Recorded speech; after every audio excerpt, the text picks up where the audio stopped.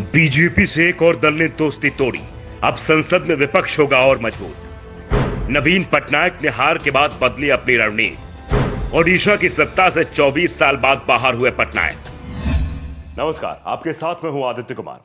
नवीन पटनायक अब तक तो ना एनडीए के साथ थे और ना ही उसके खिलाफ। केंद्र में जब भी मोदी सरकार को बीजेडी की जरूरत महसूस हुई, बीजेपी का उसे साथ मिला। बदले में ईडी, सीबीआई, आईटी जैसे केंद्रीय जांच एजेंसियां खामोश रही। जांच एजेंसियों के लिए जैसे ओडिशा कोई दूसरे देश का राज्य हो गया था।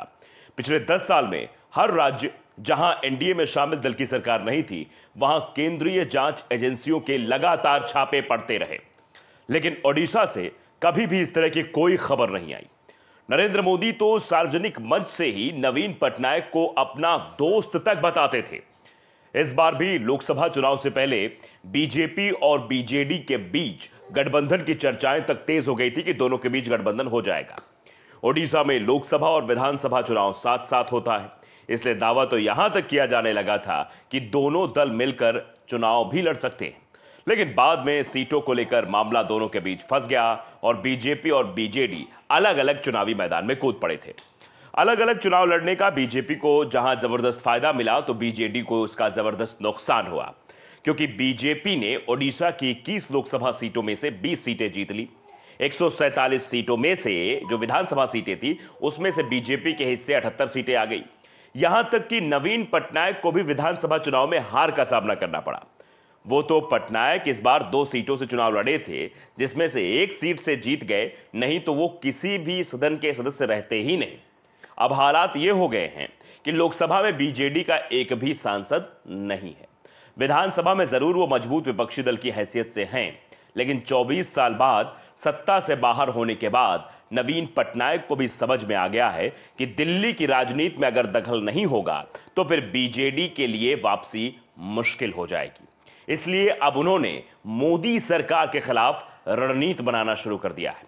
बीजेपी के पास लोकसभा में भले ही सांसद ना हो, मतलब बीजेडी के पास, लेकिन राज्यसभा में पार्टी अभी भी बेहद मजबूत स्थिति में है।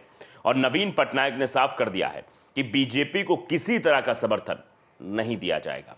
अब आपको बता दें कि नवीन पटनायक की जो पार्टी है वो राज्यसभा में 9 सांसदों के साथ है, यानी उसके 9 सदस्य राज्यसभा में हैं। उन्होंने अपने सांसदों को 27 जून से शुरू होने वाले राज्यसभा के सत्र के दौरान एक जीवंत और मजबूत विपक्ष की भूमिका निभाने का निर्देश दिया है। पटनायक ने सांसदों से कहा है कि वो संसद में राज्य के हितों से संबंधित मुद्दों को उचित तरीके से उठाएं। राज्यसभा में बीजेडी के नेता सस्मित पात्रा ने बताया कि इस बार संसद में बीजू जनता दल के सांसद केवल विभिन्न मुद्दों पर बोलने तक सीमित नहीं रहेंगे। अगर बीजेपी के नेतृत्व वाली केंद्र की एनडीए सरकार ओडिशा के हितों की अनदेखी करती है तो वे आंदोलन करने के लिए भी तैयार हैं। यानी जो पुराना दोस्त था, अब वो पूरी तरीके से दुश्मन बन चुका है। उन्होंने बताया कि सांसद राज्य में खराब मोबाइल कनेक्टिविटी और बैंक शाखाओं की कम संख्या का मुद्दा भी उठाएंगे। पात्रा ने बताया कि राज्यसभा में 9 सांसद मजबूत विपक्ष के रूप में काम करेंगे।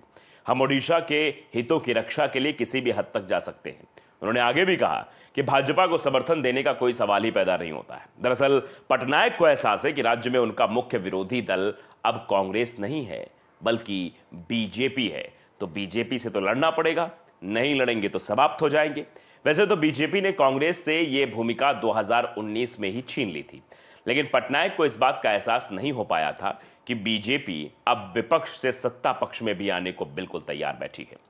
वैसे बीजेपी के लिए अभी राहत की बात इतनी है कि बीजेपी ने विधानसभा चुनाव में सीटों के मामले में भले ही बीजेडी को पीछे छोड़ दिया हो, लेकिन अभी भी वोटों के मामले में बीजेडी ही आगे है। विधानसभा चुनाव में बीजेडी को बीजेपी से ज्यादा वोट मिला था और नवीन पटनायक की लोकप्रियता के बराबरी का बीजेपी के पास कोई नेता भी ओडिशा में नहीं है और इसका आने वाले समय में इंपैक्ट दिखाई पड़ सकता है। तो अब सीधे शब्दों में यह कह सकते हैं कि अब नवीन पटनायक बीजेपी के लिए बड़ी मुश्किलें खड़ी करेंगे। कल तक जहां दोस्त दोस्त की बात थी, अब वो दोस्ती दुश्मनी में तब्दील हो चुकी है। अगर आपने नवदर्पण न्यूज़ को सब्सक्राइब नहीं किया है, जरूर करिए, बेल आइकन दबाइए ताकि खबरें आप तक पहुंचती रहें। नमस्कार।